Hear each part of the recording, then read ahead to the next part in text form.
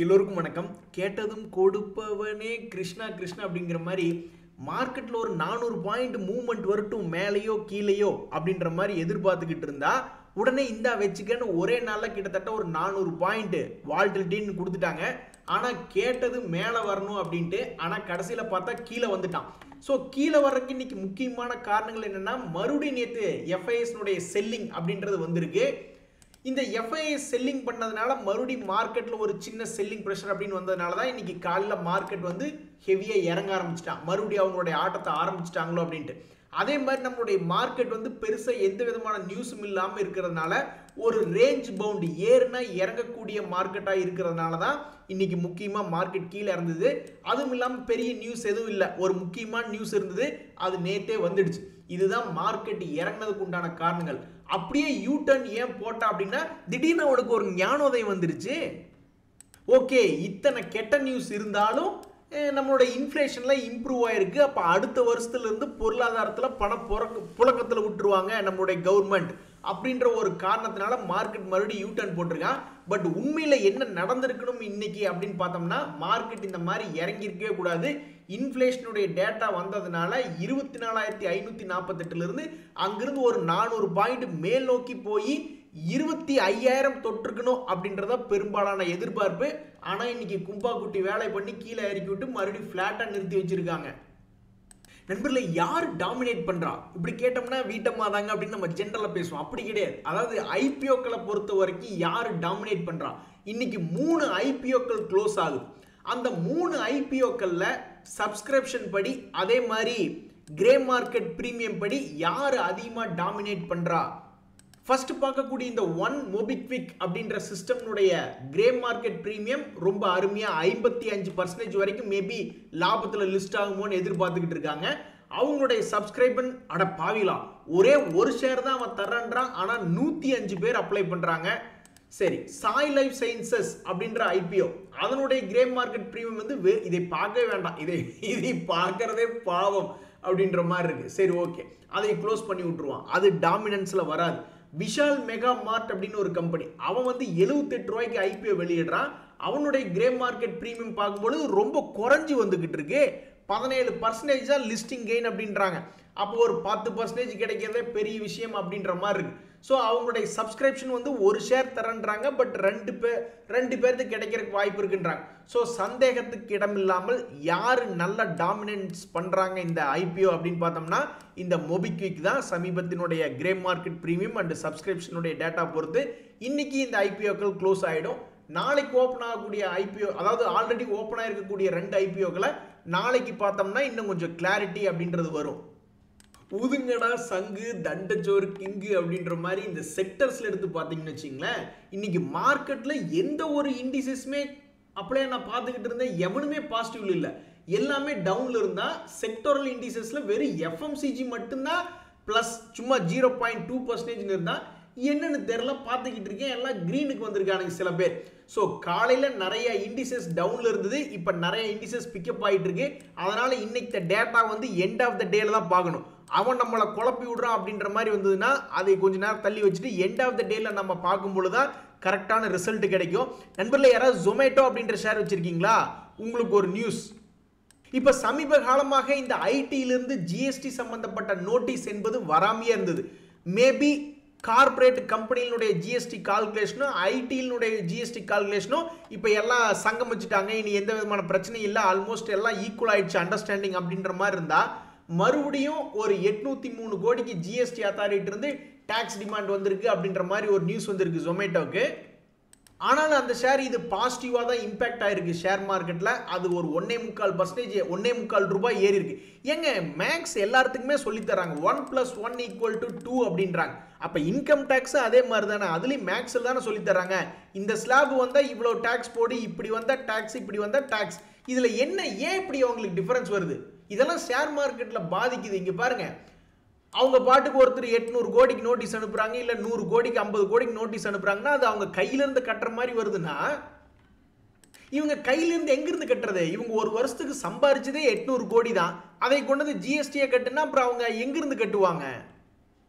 அந்த கம்பெனி ஏதோ 2 வீலரை வச்சுக்கிட்டு ஒவ்வொரு ஊரா போய் ஒரு 500 ரூபாய் 100 ரூபாய்க்கு உண்டான பொட்டலங்களை வித்துக்கிட்டு அதில் ஒரு கமிஷன் வாங்கி சம்பாரிச்சு ஒரு 800 கோடி தேய்ச்சி வச்சிருக்கு. அதை ஜிஎஸ்டியாக கொடுனா எப்படி அப்படின்ற மாதிரி இது ஏன் அந்த புரிதல் உள்ள அந்த கம்பெனி ஏன் அப்படி கட்டல, இவங்க ஏன் நோட்டீஸ் கொடுறாங்க அப்படின்றது ரொம்பவுமே ஆக்வர்டாக இருக்கு. நண்பர்களே, நம்மளுடைய மார்க்கெட் நம்மளா இறங்கல, நம்மளை பிடிச்சி தள்ளி விட்ட குரூப் ஒன்று இருக்கு. காலையில் நம்ம குட் நியூஸுக்கு காலையில் ஒரு 200-300 பாயிண்ட் நிஃப்டி ஏறி இருக்கணும். ஆனால் நம்மளை பிடிச்சி தள்ளி விட்டது யாரு அப்படின்னு பார்த்தீங்கன்னா குளோபல் மார்க்கெட்ஸ் தான். இந்த ஜப்பான் மார்க்கெட் எடுத்து பாருங்க, ஹாங்செங் மார்க்கெட் எடுத்து பாருங்க, சைனாவினுடைய மார்க்கெட் எடுத்து பாருங்க. இவங்க பண்ண வேலைக்கு தான் நம்மளுடைய மார்க்கெட்டை பிடிச்சி இன்னைக்கு காலையில் டிராஸ்டிக்காக தள்ளி விட்டுருக்காங்க. அது கூட எஃப்ஐஸ்னுடைய செல்லிங்கும் ரேஞ்ச் மவுண்ட் மார்க்கெட்டும் சேர்ந்துக்குச்சு. நண்பர்களே, இந்த சமயத்தில் இன்னொரு 2 முக்கியமான நியூஸ் இருக்கு. அதில் ஒரு சந்தோஷமான செய்தி, அதில் ஒரு துக்ககரமான செய்தி. அதாவது உங்களுக்கெல்லாம் இனிமேல் லாபமே தர முடியாது என்பது போல கீழே இறங்கின பங்கு தான் இந்த இண்டஸ்இண்ட் பேங்க் அப்படின்ற ஷேர். இப்போ இந்த ஷேர்ல என்ன செய்தி அப்படின்னு பார்த்தீங்கன்னா, அவங்க 52 வீக் லோ பக்கத்தில் ட்ரேட் ஆகிட்டு இருக்காங்க. அது 2023-22 லெவல். இன்னும் கொஞ்சம் கீழே போனான்னா அப்புறம் 2022 இன்னொரு லெவல் வெறும் 700 ரூபாய்க்கெல்லாம் போனாலும் ஆச்சரியப்படுறதுல. எது எப்படியோ 1700 ரூபாயிலிருந்து வெறும் 1000 ரூபாய்க்கு வந்து 2023 என்ன லெவல் இருந்தாங்களோ அந்த லெவலுக்கு ட்ரேட் ஆகிக்கிட்டு இருக்காங்க அப்படின்றதா இந்த இண்டஸ்இண்ட் பேங்க்ல வந்திருக்கக்கூடிய செய்தி. இனி இந்த இண்டஸ்இண்ட் பேங்க்ல Q3 ரிசல்ட் நல்லா இருந்து இவனை தூக்கி விட போறாங்களா இல்லையா அப்படின்றது பொறுத்து இருந்து தான் பார்க்கணும். ஸோ இப்போதைக்கு லாபமே உங்களுக்கு கிடையாது அப்படின்ற மாதிரி இப்போ அவன் இறங்கி போச்சு. நண்பர்களே, இந்த HAL அப்படின்ற ஷேரை சாதாரணமாக நினச்சிக்காதீங்க. இந்த ஷேர் ஒரு காலத்தில் நல்லா லாபம் சம்பாரிச்சு கொடுத்தது, அப்புறம் சரிஞ்சிருச்சு. இந்த ஷேரில் இப்போ நம்ம எதுவுமே லாபம் எதிர்பார்க்கல அப்படின்ற மாதிரி தான் நம்ம உட்காந்துக்கிட்டு இருந்தோம். ஏன்னா இது பெரிய ஆள், ஆனால் கவுந்து போச்சு. ஆனால் இப்போ இன்னைக்கு ஒரு நியூஸ் ஒன்று வந்திருக்கு. கிட்டத்தட்ட 13,500 கோடி மதிப்பிலான ஆர்டர் வந்திருக்கு அப்படின்ற மாதிரி சொல்கிறாங்க. ஸோ பெரிய ஆள் தான் இந்த செக்டரில் கவுந்து படுத்திருந்தது. இப்போ மறுபடியும் மேல் நோக்கி வருமா அப்படின்ற ஒரு எதிர்பார்ப்பு வந்துக்கிட்டு இருக்கு. 5,600 ரூபா பக்கத்தில் வந்ததுன்னா பல பேர் பெருமூச்சு விடுவாங்க. நண்பர்களே, ஜொமேட்டோலாம் மிகப்பெரிய சம்பவம் நடத்திக்கிட்டு இருக்கு. இதில் இன்னைக்கு வந்திருக்கக்கூடிய 2வது செய்தி, அதாவது மீடியாக்களில் பார்த்துட்டு இருக்கும்போது என்ன நியூஸ் வருது அப்படின்னா, ஃபஸ்ட்டு இந்த பிளிங்கிட்ட ஜொமேட்டோ வாங்கியிருந்தது, அதுக்கே பெரிய அமௌண்ட் பண்ணியிருந்தது. அதுக்கப்புறம் இப்போ ஜொமேட்டோ, அதுக்கடுத்து பிளிங்கிட். இந்த பிளிங்கிட் வந்து இப்போ ஒரு ஆப் ஒன்று ஆப்ரேஜ் லான்ச் பண்ணுறாங்க, பிஸ்ட்ரோ அப்படின்றது. இது என்ன பண்ணுன்னா கிட்டத்தட்ட 10 மினிட்ஸில் ஃபுட்டை டெலிவரி பண்ணுவாங்க அப்படின்ற மாதிரி சொல்கிறாங்க. ஏற்கனவே இந்த 10 மினிட்ஸ் டெலிவரியில் 15 மினிட்ஸ் டெலிவரியில் ஆல்ரெடி 2 ஆப் இருக்குது. ஜெப்டோ கேஃப், ஸ்விக்கி கேஃப்னு ஒரு 2 பேர் இருக்காங்க. ஸோ அவங்களுக்கு போட்டியாக இந்த ஜொமேட்டோ பிளிங்கிட்ட களமிறக்கி, பிளிங்கிட் வந்து பிஸ்ட்ரோ அப்படின்ற ஆப்பை களமிறக்கி விட்டுருக்கு. என்னுடைய கேள்வி என்னன்னா, ஏன் இவங்க ஒவ்வொன்றுக்கும் தனித்தனி ஆப் வச்சிருக்காங்க? ஒரே ஆப்பில் வந்து 10 மினிட்ஸு அல்லது 15 மினிட்ஸ் அது போன்ற மெனு ஹேண்டில் பண்ண முடியாதா? அதுக்கு ஒவ்வொன்றும் தனித்தனியாக பண்ணுமா அப்படின்றது ஒரு கேள்வியாக இருந்தாலும், அந்த பிஸ்னஸ் பாருங்க, அந்த ஃபுட் ரெஸ்டாரண்ட்ஸ் எல்லாம் இனிமேல் தலையில் துண்டை கிண்டை போட்டுக்கு வந்துக்குவாங்களா என்ன அப்படின்றது தெரியல. ஏன்னு கேளுங்க, 10 நிமிஷத்தில் டெலிவரி பண்ணுற மாதிரி இருந்தால் எப்படி ரெஸ்டாரண்ட்ஸ்னால பண்ண முடியும்? ஒருவேளை இவங்களே கடையை ஓப்பன் பண்ணி வச்சு வந்துக்குவாங்களா என்னன்றது தெரியல. எல்லாமே நீ மெஷின் தானே. 10 நிமிஷத்தில் டெலிவரி பண்ணுறதுனா எல்லாமே மெஷின். டெலிவரி பண்ணுற ஆள் ஒன்று தான் இப்போதைக்கு உயிரோடு இருக்கான். மீது எல்லாமே செத்தது. கொதிக்க வச்சு ஒரு டின்னில் போட்டு அடைச்சி வச்சிருவாங்க. அதில் எந்த ப்ராடக்ட்லையுமே உசுர் இருக்காது. அதை ஒரு ஆள் எங்கள் ஆள் வந்து வண்டியில் வந்து உங்கள்கிட்ட போய் வாங்கிட்டு அதை கொண்டு இன்னொருத்திட்ட கொடுக்கறக்கு நானே ஒரு டின்னில் ஊற்றி வச்சிடுறேன். யாருக்கெல்லாம் ஆர்டர் கொடுக்குறாங்களோ 10 நிமிஷத்தில் ஒரு டம்ளர் பிடிச்சிட்டு கொண்டு கொடுக்க வேண்டியது தானே. ஸோ அப்போ ஃபுட் ரெஸ்டாரண்ட்ஸ்க்கெல்லாம் மேபி எதிர்காலத்தில் கொஞ்சம் பிரச்சனைகள் அப்படின்றது வரலாம். முதல்ல இந்த ஃபுட் ரெஸ்டாரண்ட்ஸுடைய பிஸ்னஸை இன்க்ரீஸ் பண்ணுறதுக்கு இந்த மாதிரி குயிக் காமர்ஸ் உதவி செஞ்சுது. இனி அவங்களுடைய வீழ்ச்சிக்கும் இவங்களே தான் உதவி செய்கிறாங்களா அப்படின்றது பொறுத்து இருந்து தான் பார்க்கணும். நண்பர்களே, தற்சமயத்துக்கு இந்த ஹேவல்ஸ் இந்தியா அப்படின்ற ஒரு ஷேரில் என்ன செய்தின்னா, யாருமே எதிர்பார்க்காத நிலைமையில் ஒரு யூ-டர்ன் போட்டு சாதிச்சிருக்கான். அதாவது கடந்த 2 மாதங்களாக பார்க்கும் பொழுது நியூ ஹை, புது உச்சம் அப்படின்றது வந்திருக்கான்.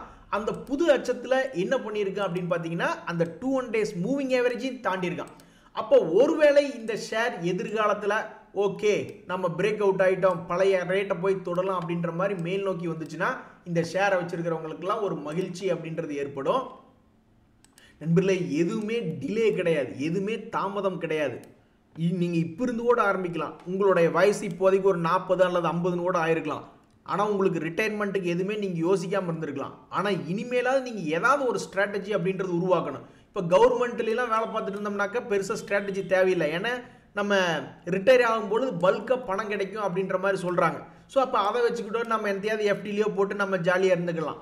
அப்படி இல்லை, கவர்மெண்ட்டில் நம்ம வேலையில் இல்லை, நம்ம இருக்கிறதே ப்ரைவேட் கம்பெனிஸ்னால் அப்போ ஏதாவது ப்ரைவேட் ரிட்டையர்மெண்ட் ஸ்கீம்ஸ் அந்த மாதிரிலாம் போட்டு வச்சுக்கணும். இல்லையா ஏதாவது வீடு கட்டி அதுலேருந்து வாடகை வாங்குற மாதிரி ஏதாவது ஒரு ஐடியா பண்ணணும். இல்லைன்னா யாராவது ஒரு பிஸ்னஸ் பண்ணிகிட்டு இருக்கவங்ககிட்ட நைஸாக பேசி, நீ கவலைப்படாத, உனக்கு ஏதாவது பணம் தேவையா, நான் வந்துடுறேன், என் பேரை மட்டும் பார்ட்னரில் எழுதிக்க அப்படின்ற மாதிரி எந்தையாவது ஒரு பிஸ்னஸ் பார்ட்னராக சேர்ந்து நம்மளால் பாடுபட முடியாத பொழுது அதுலேருந்து ஏதாவது வருமானம் வருது அப்படின்ற மாதிரி பார்க்கணும். அல்லது முதலீடுகள், கோல்டு, மியூச்சுவல் ஃபண்டு, ஸ்டாக்ஸ்லேருந்து ஏதாவது ஒரு வகையில் முதலீடு பண்ணி அதன் வழியாக நம்ம ரிட்டையர்மெண்ட் ஆனதுக்கப்புறம் நம்மளுக்கு தொடர்ந்து ஏதாவது இன்கம் வர்ற மாதிரி ஏதாவது யோசிக்கணும். தாமதமே கிடையாது. நம்மளுக்கு இப்போவே ஆல்ரெடி 55 வயசு ஆச்சுனாலும் இப்போ இருந்து கூட யோசிக்கலாம், அதில் தப்பே கிடையாது. அதே நீங்கள் 20 வயசு 25 வயசுலேயே நீங்கள் ரிட்டையர்மெண்ட் பற்றி யோசிச்சிங்கன்னா நீங்கள் இருக்கிறதுலே ஒரு கில்லாடியான ஆள். நண்பர்களே, இந்த மணப்புரம் ஷேர் வச்சிருக்கிறவங்களாம் பாவம் ரொம்பவுமே சந்தோஷம் இல்லாமல் இருக்காங்க. என்ன காரணம் அப்படின்னு கேட்டிங்கன்னா, அது தொடர்ந்து ஒரு நெகட்டிவ் நியூஸில் இறங்கி அப்படியே ஒரு 100 ரூபா போச்சுனாக்கா அல்வா குட்டி மாதிரி வாங்கி வச்சுக்கலாமே அப்படின்ற மாதிரி காத்துக்கிட்டு இருந்தாங்க. அவன் என்னடான்னா 140 ரூபா வரைக்கும் ஒரு நெகட்டிவ் நியூஸில் கீழே வந்துட்டு இப்போ 140லேருந்து 181 போயிட்டான். இனி இங்கிருந்து அப்படியே 230 போயிட்டான்னா இது ரொம்பவுமே வேஸ்ட் ஆகிடும். இதுக்கு முன்னாடியெல்லாம் பார்த்தீங்கன்னா ரொம்ப அருமையான வேலை பண்ணியிருக்கான். என்ன அப்படின்னு பார்த்தீங்கன்னா, அந்த கீழே வந்த கோட்டை தொட்டுட்டு மேலே போவான், மேல் நூலிருந்து கீழே வருவான், கீழேருந்து மேலே போவான், மறுபடியும் கீழே வருவான், மறுபடியும் மேலே போவான், மறுபடியும் கீழே வரணும். அப்போ கீழே 100 ரூபாய்க்கு வந்துட்டு அப்புறம் மறுபடியும் ஒரு 220 போயிருந்தா சந்தோஷமாக இருந்திருக்கும்ல. நண்பர்களே, எனக்கு நல்ல ஞாபகம் இருக்குது. இந்த Tata steel, IOC, Tata power போன்ற பங்குகள்லாம் இந்த 10 ரூபா கானா கோஷ்டிகள் ஒரு 10-20 ரூபா இறங்க வேண்டியது, அப்புறம் ஏற வேண்டியது, அல்லது ஒரு 30-40 ரூபா இறங்க வேண்டியது, மறுபடியும் ஒரு 30-40 ரூபா ஏற வேண்டியது, இப்படியே பாட்டு பாடிக்கிட்டே சுற்றிட்டு இருக்கக்கூடிய இந்த கோஷ்டிகள், இந்த ஐஓசி அப்படின்ற ஷேர் வந்து அதில் ஒன்றா தான் நான் பார்க்குறேன்.